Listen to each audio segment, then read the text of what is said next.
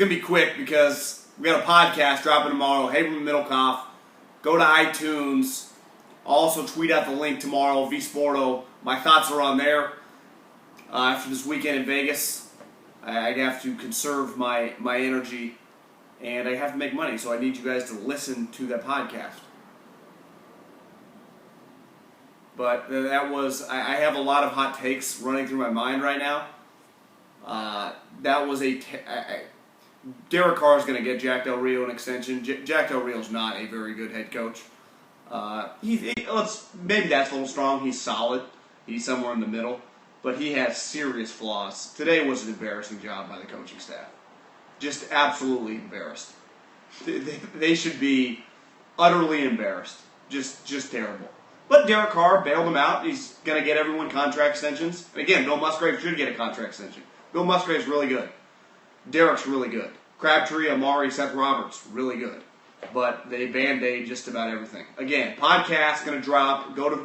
I'll link at the vSporto. Also on iTunes. Yeah, 6-2, 6-2. Your quarterback bails you out. The defense did get 2 big stops. Jameis was terrible in the second half. His accuracy was embarrassingly bad as well. Jameis was awful in the second half. Was all over the place. He was bad. Jameis tried to give the Raiders the game over and over again. The Raiders refused to take it. But when your defense is that hideous, the penalties today were a joke. And, a lot of people are like, well, blame the players. Well, what the hell are you paying the coach to do? It's a win's a win, yeah. But again, Derek Carr and the offense won this game again. They bail Jack and the defense out every single week. I mean, they would be, without Derek, if you put just run-of-the-mill quarterback, if you put Jameis on this Raiders team, they'd be probably 1-7, 2-6. If you put a below-average player, like if Blaine Gabbert was the quarterback of this team, they would be 0-8. Again, I repeat, the Raiders would be 0-8 with a Blaine Gabbert, a McCown, hell, Jay Cutler, some of those type guys, some of the older guys that are getting cut. 0-8. 0-8. So, 6-2, 6-2, it's incredible, but this is a little bit different of a 6-2 because today was, as Haberman said, the Raiders lead the league in 4th down, game on the line, penalty on the other team, bailouts. Good quarterback. Del Rio's not a bad coach. He's just your run-of-the-mill, solid, average coach. He's what the Raiders needed from a leadership standpoint, just getting them in the right direction. Some people compare him to Mark Jackson. I think he's probably better than Mark, even though I don't know if he'll accomplish what Mark accomplished. I mean, he went to the playoffs 2 years in a row. We'll see. But the quarterback and the offense were pretty special today in the passing game. That was pretty special. Amari was, beside the one drop, which was terrible, Amari was awesome. Crabtree was good. Seth Roberts made plays. Latavius was solid. The 2 little running backs were solid. Jalen Richard's a good little punt returner.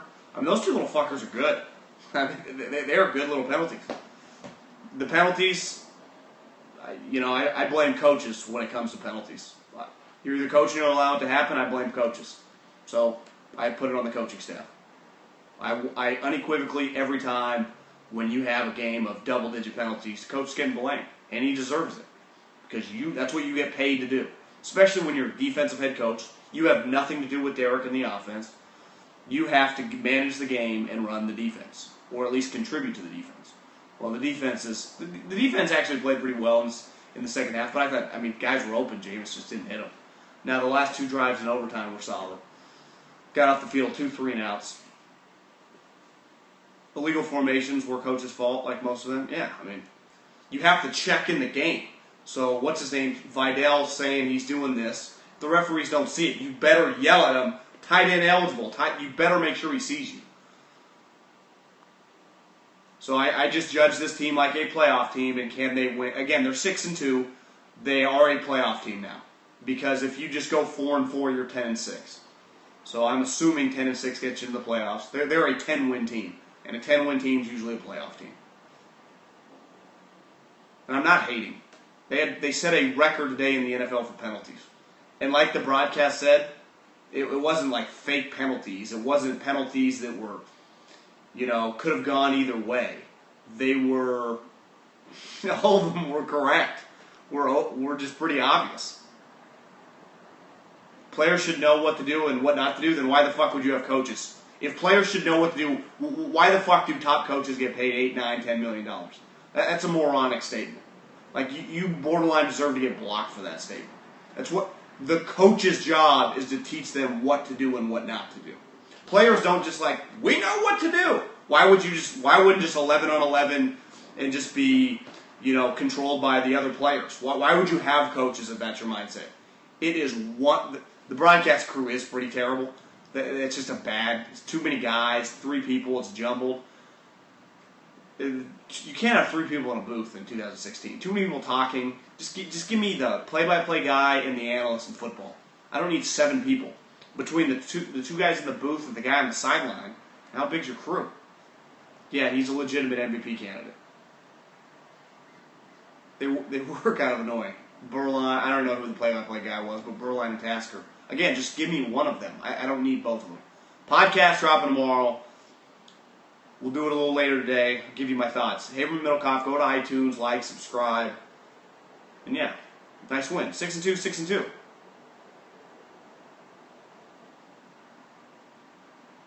I'll hit you with the link.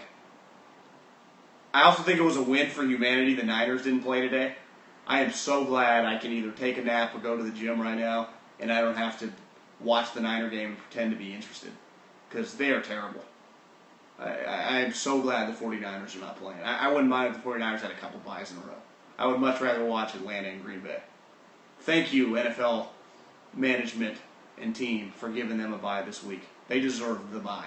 To just disappear from all of our consciousness. We don't need to see them play football anymore. Watch grass gross, 49er? Yeah, I agree. Okay. Podcast drop a little later. I'll have a lot of my hot takes together. There aren't really hot takes to have. I mean, it's pretty obvious. You have 23 penalties to set an NFL record. That's on the coaches, and that's on Jack Del Rio. I'm not saying anything with anyone with common sense doesn't know. Quarterback, does anyone have Derek's final numbers today I know he had 4 touchdowns. He almost threw for 500 yards. Was that final touchdown over 500 yards? He was awesome. The wide receiver, Amari was awesome. Crabtree was really good. Seth Roberts made plays. 513 yards. Wow, that's pretty crazy. And how many penalties, negated yardage? 40 of 59. And I thought the Raiders ran the ball pretty effectively. Both the little running backs busted a couple big runs. Latavius was solid. I wonder how many catches Latavius had. Probably 5 or 6. Probably the best game I remember Latavius ever have catching the football. 24 penalties, 190 yards. 24 penalties, 190 yards. I think Rich Eisen at one point tweeted, before Amari went over 150, there wasn't a running back or wide receiver in the first half of the games, in the morning games in London and Thursday night, that had gone over 150 yards. So the Raiders' penalties, I think Amari ended up catching probably 180 yards. The 49ers and the bye are playing right now, and the bye was favored by 5 points. Amari had 173 yards. Amari was awesome. How come John Lund doesn't slide into your videos anymore? I don't know. I don't know where John Lund is. He's probably off with his son George, having a Father-Son Day, watching football. Yeah, but and in fairness, the shit will come to light in the playoffs. The Raiders haven't been to the playoffs for 15 years. They've been, with Cleveland as the most embarrassing franchise the last 15 years. So making the playoffs, to me, there's 2 sides to it, because making the playoffs will be just enough. You have a quarterback that's going to be an MVP candidate. When you have a good quarterback in the NFL, you have the chance to win playoff games. So the penalties are a big issue, because when you have this much talent, you should win playoff games. Now, if you're playing at New England, obviously you shouldn't win. But if in the first round, you're a wild card team and you're playing Houston, you have the better quarterback. You should win that game, especially in the Dome. If you're the 5 seed and they're the 4 seed, you should win that game. And that's where I think it's kind of a hard balance. Yeah, you should be excited to make the playoffs, but you should have made the playoffs. You have a playoff roster. Like, you gave a good coach this roster, they'd go 13-3. So I think it's not like, it's one thing if you're a coach and you're overachieving with a team and you just slide into the playoffs and, it was an impressive coaching year. But to me, this is not an impressive coaching year. It's a couple players. I've been very impressed with Bill Musgrave. I mean, to me, watching Bill Musgrave and Chip Kelly coach every year, Bill Musgrave runs circles around Chip Kelly from an X's and O's standpoint. He does everything Chip does well, and then he implements that in the playbook. And then he also does like everything the Jim Harbaugh, the Andy Reid's, the West Coast offense, the old school running game, the quick passing game from under center. He does that well, and he combines it all. NFL coaching, imagine that! I can run everything in the playbook instead of just only shotgun with the running back right next to me. I can also run power with the fullback and the running back in an I formation with the quarterback under center. Like, that's why the Raiders are good, because of Bill Musgrave and Derek Carr and their development. That's really that simple. They are 6-2 because of Derek and the offense. I look at them like an under 500 team everywhere else, but that group is a playoff level team. And in the NFL, with the way the rules are, you can get by like that and you can win 10, 11 games. It's that simple. Brad Seeley's been solid. Marquette King's been really good. I mean, Seabass has got to hit the kicks. I mean, I don't put Brad Seeley, I'm not blaming him for Seabass missing the kick. He's just got to miss the kick. And as people tweeted, I don't remember, because the majority of Seabass kicks, he hasn't been on winning teams. So a lot of people say he's never had a clutch kick in his life. Well, he hasn't been in the situation that much. But in the time I've really been watching him closely, these last couple years doing it, he does feel like he misses some bad kicks that the highest paid kicker in the league should make. But you can't upgrade Seabass. There's nothing you can really do. He's still better than everyone. The Raiders' offensive staff is really good. Their entire offensive staff is good. I think there's two ways to look at Perry Riley. He is good relative to all the Raiders, but anytime that you can pick up a guy in October and he's your best linebacker by a country mile, that's usually a red flag. And I think Reggie deserves a little slack on that too. Like, I don't blame a lot of this season. Like, Reggie put together a good roster. But the one position I think they overvalued and probably discounted, in the sense that maybe they should have put more emphasis on. I'm trying to think, in Green Bay, they had A.J. Hawk forever. They were solid in the middle linebacker. You got to get a better middle linebacker. I mean, Tampa's roster, even if Jameis is good, Tampa doesn't have a playoff roster. Like, Tampa's just an average roster. So, to me, if they win 7-8 games, like, that's a pretty good coaching job. That's what they should be. They're a 7-8 win team talent-wise. They have a couple good players. It's simple. They have one really good player. I don't know if Devontae David would still be considered a league player. I haven't studied him. He looks pretty solid. So Devontae David, Mike Evans. I don't know how many other blue chippers they have. I mean, Jameis is nowhere near a blue chip quarterback yet. I think Tampa's headed in the right direction, but with Doug Martin out, they don't really have a second wide receiver.